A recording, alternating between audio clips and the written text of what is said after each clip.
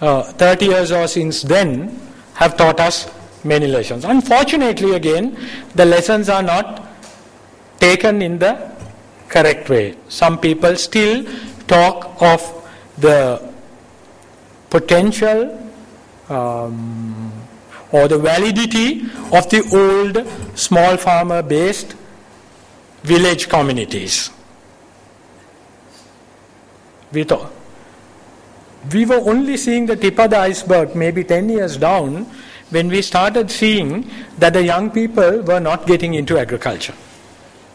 Today you walk across all of Sri Lanka, you don't see young men and women in the paddy fields. But if you go to the north and the east and some parts of Polonnaruwa, Hingaragoda and so on, you see young people in agriculture but driving combine harvesters, running paddy mills, all kinds of newfangled equipment. We need to understand that. It is not right for us, while enjoying the comforts of Colombo, Kandy and the big cities and living comfortably, to exhort our youth to go to the paddy fields and work in the manner their forefathers worked for centuries. It's not right. It is like asking the Adivasis to continue to be hunter-gatherers so that during our vacations we will have the luxury of going and seeing them. So we need to understand there is need to change, genuine need to change, and I hope the lessons we can take from Seneka's work. He talks about the Mahaweli exercise of bringing the Adivasis to farming and the usual traditional agriculture. We need to learn from those. I was only given 20 minutes, so let me stick to that. I think I strayed a little more. There's so much to talk about it.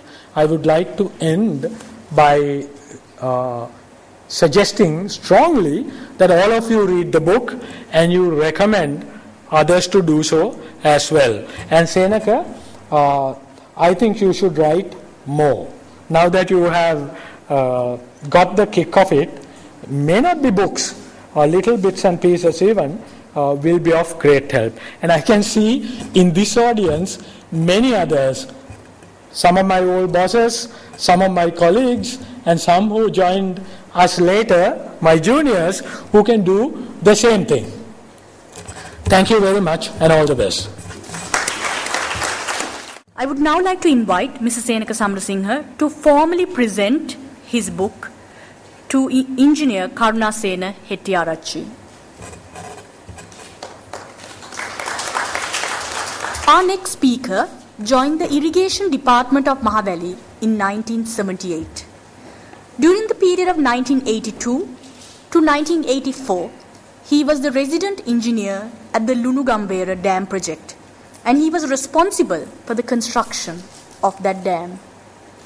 In 1990, when he was working as a research associate of the International Irrigation Management Institute, IIMI, he was responsible for the progress of monitoring the ADB-assisted Walaway Right Bank project. It was during this period that Mr. Samarasinghe came to know him. Mr. Samarasinghe, being the Executive Secretary of the Institute of Environmental Professionals, Sri Lanka, has now been associating with our next speaker for the over last 7 years. Our next speaker is none other than the engineer Karunasena Hettiarachchi, who is also the current chairman of the National Water Supply and Drainage Board. Over to you, sir. Thank you very much. Venerable Tirukunnamalai Anandathera, distinguished invitees at the head table, ladies and gentlemen. I can see quite a number of familiar faces around because of my association with many sectors in the country. Particularly my earlier career was with the Irrigation Department, as the presenter or the compeer told you. And it was a nice experience because I was with CCB before, but then I wanted to join the irrigation department because my father is a farmer of Polonnaruwa.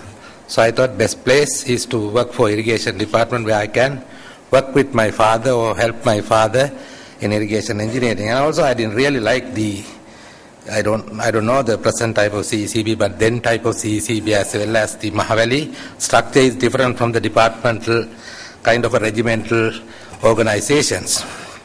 So then I think I met Seneka when I was, as it was said at Walaway, when I was working as a research associate. That's a rare opportunity that get to work with international organization. Most people believe that I may not be able to do any research because I am a construction engineer. How the construction could grow into a researcher's kind of job. But anyway, it's very easy because if you have the will and if you have the commitment, you could do. And I think the kind of people, Seneka or Dr. Anureka Nayaka, we didn't have much opportunities to meet up because they were in a different cult or different segment of irrigation development, and we were in the concrete and steel segment of the work. So at that time, the engineers and most of, even I myself felt engineers knows everything and we can do. But now irrigation development has become a multidisciplinary, not now, but maybe about 15 to 20 years ago. It was recognized that it's a multidisciplinary matter, and therefore we need all other professionals to work with the engineers and the leading guys like engineers. So today the engineers are a bit different from those days engineers. They have more exposure and interaction with people, other disciplines. Then they have studied and they have learned to appreciate, like even the things like history, where Professor J.B. or Sinhala language, and we need to mix up with all that. Ultimately, then you can come out with a product which will serve the people. Sometimes the engineering products will not be accepted by people due to engineering thinking. So therefore, I think getting associated with other discipline has given, given better things or better products for the people of this country. Seneka asked me to talk about him, right, during this very short period, but I came to know as about 15 to 20 years ago, and I have heard about him also some. And when I became the chairman CEA, I met him because he happened to work with Mr. Ranavir Raja, the former chairman, as a consultant. He was a known guy, so I thought it is better, and Mervyn was my director general, and I thought that it is better to continue with a person who is known to me as a consultant, but he didn't do much technical things. But in general, I think in general subjects of environment, it is to deal with people, it is to communicate, it is with education, it is with the awareness programs and kind of things. So he has given me a lot of advice, and whenever I cannot write something, when I don't have time, I ask him to write something about it. So he brings something about it which is quite good, and I could use that in my speeches and presentations and so forth, and he was a very helpful guy. And at that time, when Mr. Maithripala Sirisena, he was my minister, and I told him one day, this environment professional doesn't have a place to, kind of an institute to pursue their professional career. So like engineers, we have Institute of Engineers, lawyers, they have Bar Association and so forth. A lot of institutes are around here. So then we started working on this, and he was actually just like my right hand, and he did all the groundwork to formulate the Institute of Environmental Professionals, where I was the president of the institute until last year. Now we have Hemanti over there. She is the current president. And I think we have quite a number of members, and it's grown more than 200 members. And I think Seneca, then he lost his job, I suppose, or discontinued on this consultancy matter when the political administration changes, things are happening. So we are experienced with that. We are prepared for that. There's no necessity to get, to do preparedness before. Always we are ready. Tomorrow morning we don't know what will happen to us. So he actually, then we use him as our executive secretary, and he has been doing a good job. And he told me he's writing a book. I said, very good. And today only I got the book to read, but anyway I'll see that whether there's something worthwhile is around. I suppose Seneca is a very person who always